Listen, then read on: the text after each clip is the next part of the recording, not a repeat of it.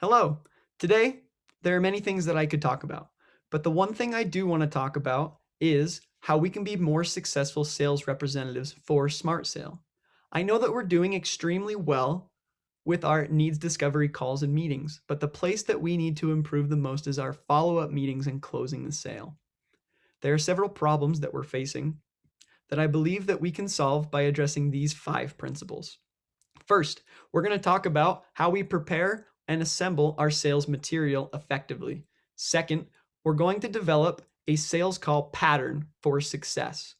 Third, I'm going to explain the role of customer service as a component of the selling relationship. Number 4, I'm going to explain the nature of effective communication. And number 5, I'm going to reinforce our service orientation through communication and show you how you can do that as well.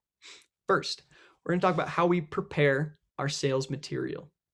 Now, I know that all of us use a CRM or that customer relationship management tool to organize everything that we do.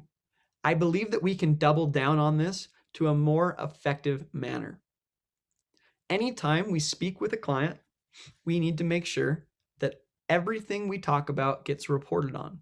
Before we speak with the client, all of our information that we gather can be inserted there.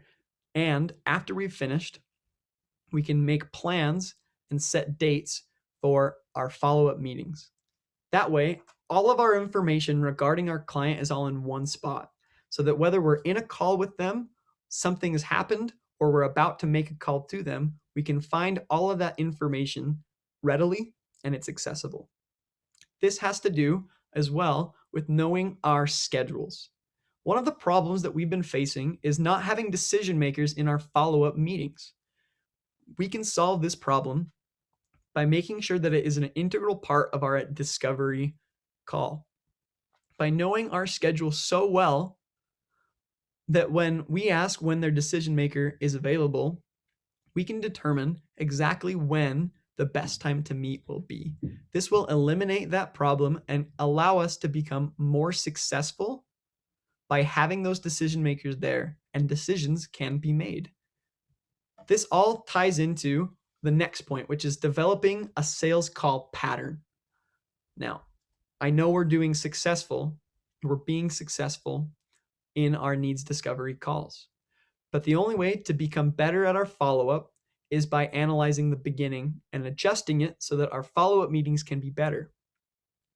First, we do our pre-approach and investigation to find out exactly what we need to know about our client. Next, we call and discover and qualify that client. Our next goal should be to set a second meeting and make sure that they don't push us around. Don't let them push you to 6 months out. Keep all of your follow-up meetings within a good range of either to the next day or 1 month from the time of your initial call. Never go past that. After we finish the call, and this is a very important part, we're going to establish a pattern of sending a summary email to the person we were talking to, thanking them for their time and giving them all of the information that we established and discussed on our call to them in a summary form to solve one of our biggest problems that we face in our follow-up meetings. Too many of our customers are uninformed or don't have sufficient knowledge to ask questions, and when we get to those follow-up meetings, we tend to go over the exact same material until we run out of time. The same things we discussed in our discovery email and our discovery phone call. When we send this summary email, we'll be able to see success in the client having all of the information we've already discussed, and they'll have the time to create new questions that will allow us to answer and solve their problems. Once we send this email, we're going to identify where they fall in the next meeting's space. If they have a meeting from 2 days away, 1 week away, and 1 month away, we're going to establish a plan. If they are 2 days away, if their follow-up meeting is 2 days away, first we're going to send that summary email. Then the morning of the next email, we'll send an email asking for confirmation and if there's any more information that we need to know to help us in the meeting. That way, during that 2-day span, they feel communicated to. We're using our channels of communication effectively based on how long our correspondence will be and before that second meeting. Next, if your next meeting with them is a week away, this is the plan we've established. First, you're going to send that summary email. That is the most important aspect.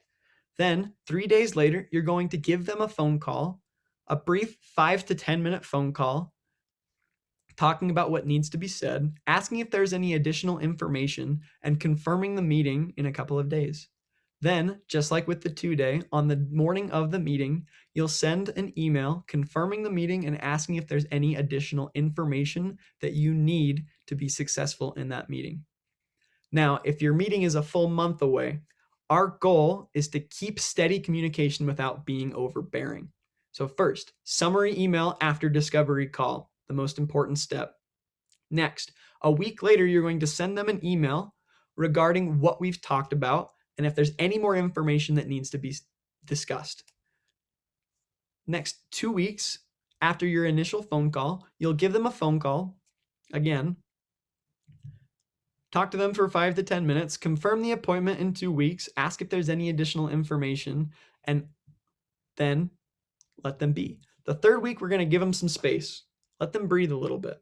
But then the week of your meeting, you're going to once again send an email confirming the meeting and asking if there's any additional information.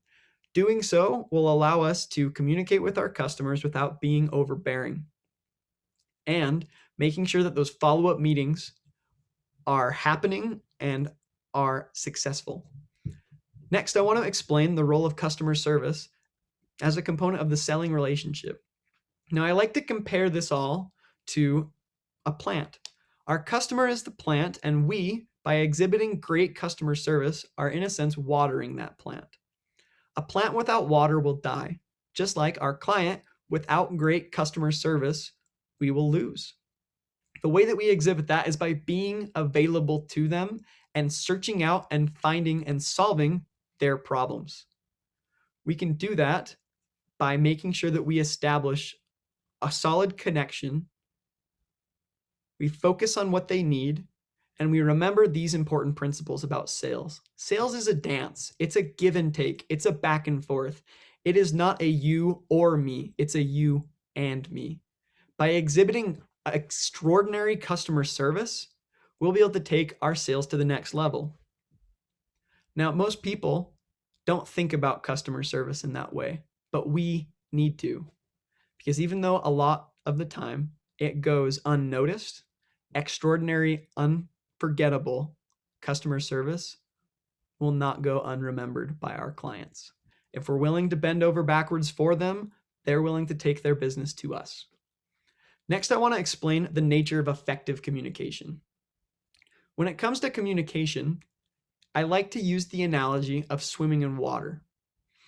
When someone wants to be understood, really understood, it's as if they're underwater, hoping and praying for air. They don't care about anything else. All they want is to breathe. That's how our communication is as well. When someone needs to be understood and feel understood, it's like they're gasping for air. Our goal as the sales reps is to be master listeners.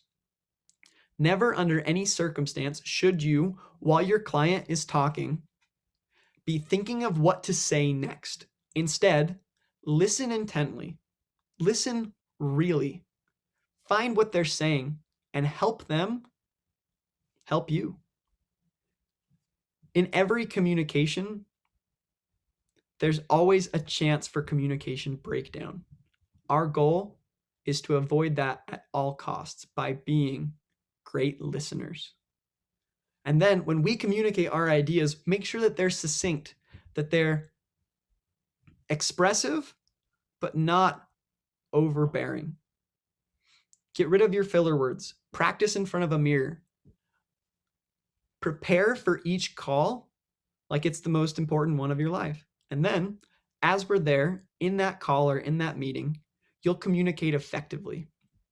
And by communicating effectively, you'll find more success.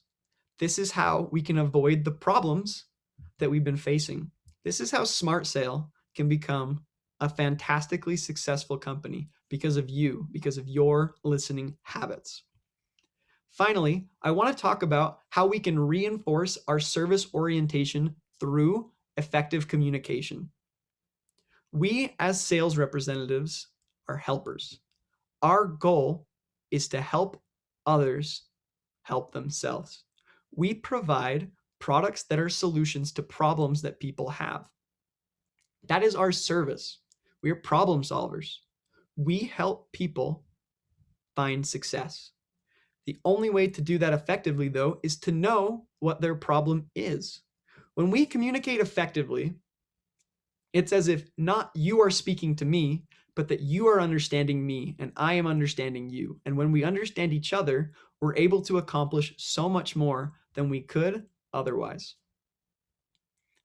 When we serve people and we're genuine, that's when success comes.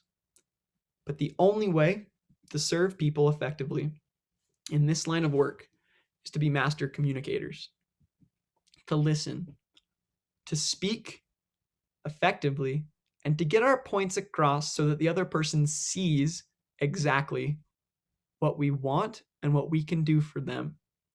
This is how we will solve that problem with our decision makers. If we can communicate effectively how well our service will solve their problem and how important it will be to them, we won't have our decision makers not showing up to our follow-up meetings. We'll find success in communicating and selling. Now, smart sale is successful, and it will be because of you. By applying these principles and what I've spoken about today, by preparing and assembling our sales material effectively, making sure our CRM is organized, and going over the things that we need to before and after, we can be successful. As we develop and use that sale call pattern, as we use those summary emails and effectively establish productive habits, we'll find more success in our follow-up meetings. As we use customer service as a component of our selling relationship, as we focus on being there when the people need us the most, we'll find success. When we communicate effectively and we really listen, we will find success. And we can then reinforce our service orientation through effective communication. When people understand what we're about, they'll understand that not only are we excellent communicators, but that we're there to help them be successful. Thank you for listening, and I invite all of you to take these principles and to use them starting today. And as you do, I promise you, you'll find success. Thank you for listening,